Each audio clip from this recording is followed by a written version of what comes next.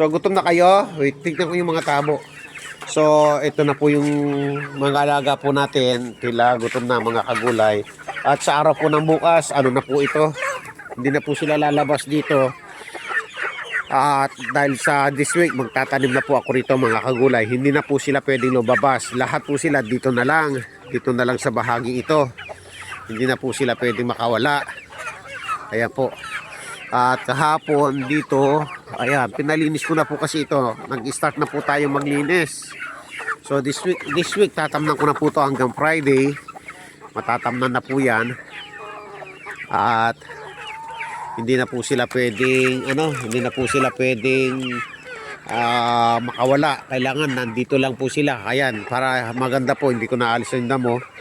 At para pag nandyan na po lahat sila maaalis po yan. So ayan po ang pinalinis ko po kahapon dito sa ayan po pinalinis ko na po, tapos wawalisin na lang po yan. At saan ba yung mga tabo nyo na paglagyan ng feeds? Baka nandun sa baka nandun. Oh, dyan lang kayo. Dyan lang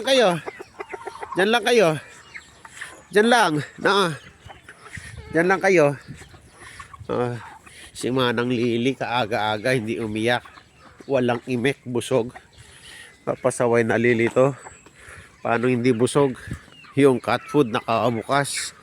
Talagang mga alaga magaling gumawa ng paraan. Tara dito tayo. Doon kayo. Wala yung lalagyan ng feeds Wala yung mga tabo. Naku, magpapakitang gilas umaakyat po sila. Magpapakitang gilas kay Dade. Ayun. Naku. At ang kagandahan dami sa mga alaga po natin. At nagpabili para maliban po pala sa gatas, nagpapabili po ako ng hampurga para mapurga na po sila yung mga alaga po natin, mga pusa. Ayun, Naku, dami.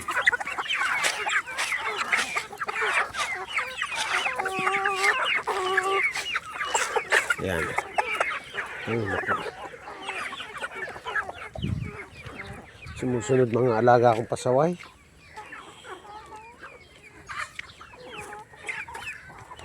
Painumin ko kayo ng gamot mamaya, Kandong. Ayan.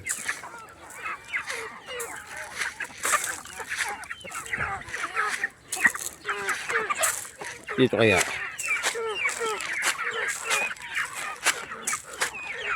Para maapakan po nila yung damo. Ayun ako, may gamot tayo dyan, atsing. Meron tayong gamot dyan.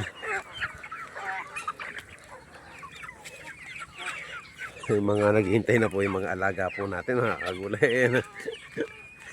Naghihintay na po sila. Luto na po yung food nila niyan.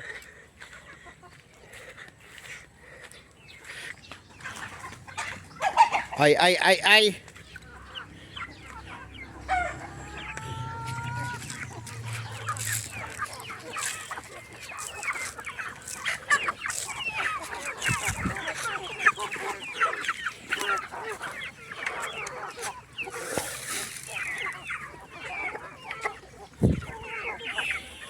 So ayan po mga kagulay. Una ko pong pinakain itong mga alaga po nating manok kaysa mga alaga natin pusa. Para kapag pinakain po yung mga alaga po natin pusa roon, ay hindi po sila susunod.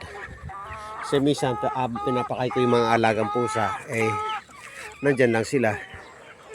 Ayan po.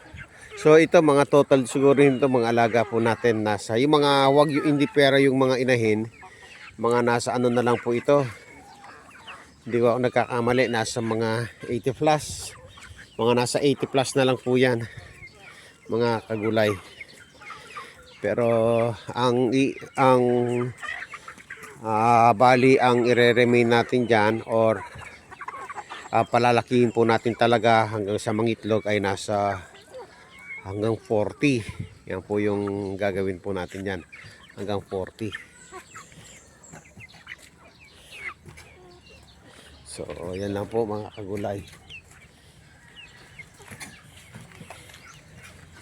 So, sana mga kagulay, pa-support naman ang ating munting gulay sa Paarlan. Sana pag-subscribe po yung para maabot ko po yung 1,000 subscriber sa gulayan. So, yan po sila. Ming! So, sana po mga kagulay, mahingi ko yung tulong po ninyo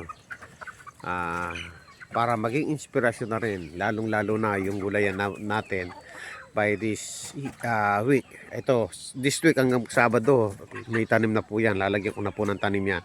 At yung doon, lalagyan na po ng tanim. Itong Sabado lang po ito. At maging yung lahat nandito sa harapan, ngayong Sabado, lalagyan ko na po ng tanim yan. So, ganyan po tayo mga kagulay. Yan po yung gagawin po natin. So, sana po paki-follow, paki-subscribe ang ating gulayan para naman po kapag kumita yan ay para na rin po sa mga alaga po nating umaasa sa atin na napakarami. Ayan po.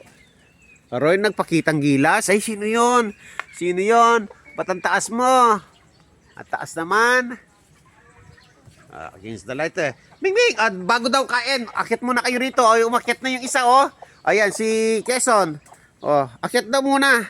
Ay, si Snow, hindi pa pwedeng umakyat si Snow. Bagong kapon. Bagong kapon si Snow. Snow, bagong kapon ka eh. Ito si Siomay, bagong kapon din. Ayun, si Pulot, bagong kapon din si Pulot. So, ito si Kandong, bagong kapon din si Kandong. Ayan, yung mga bagong kapon po natin kahapon, mga kagulay. So, nagpapasalamat po ako ng napakarami doon sa nagdodonate po doon sa para sa kapon. Ito po sana pakaapo ko si Niam, pero parang malaki po yung tiyan niya. Kasi i-adapt ko po ito ilang araw pa lang. Ayan, kaya baka buntis, hindi po pwede. So, yan lang po mga kagulay. Pakakainin ko na po yung mga alaga po nating mga mingming. Maraming salamat.